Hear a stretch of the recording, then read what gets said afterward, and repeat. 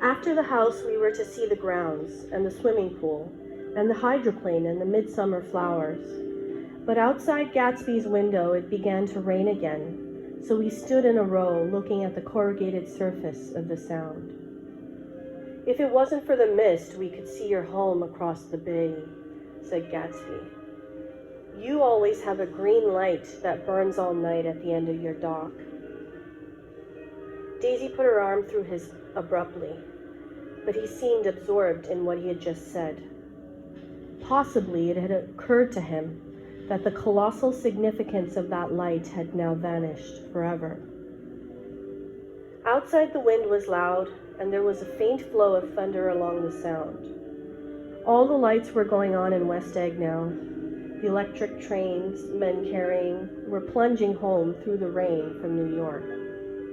It was the hour of a profound human change, and excitement was generating on the air. As I went over to say goodbye, I saw that the expression of bewilderment had come back into Gatsby's face, as though a faint doubt had occurred to him as to the quality of his present happiness. Almost 5 years. There must have been moments even that afternoon when Daisy tumbled short of his dreams, not through her own fault, but because of the colossal vitality of his illusion. It had gone beyond her, beyond everything.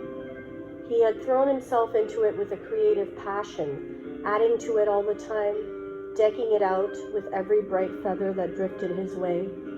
No amount of fire or freshness can challenge what a man can store up in his ghostly heart.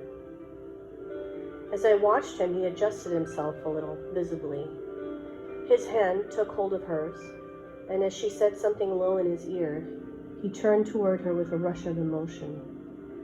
I think that voice held him most, with its fluctuating, feverish warmth, because it couldn't be overdreamed. That voice was a deathless song. They had forgotten me, but Daisy glanced up and held out her hand. Gatsby didn't know me at all now. I looked once more at them, and they looked back at me, remotely, possessed by intense life. Then I went out of the room and down the marble steps into the rain, leaving them there together.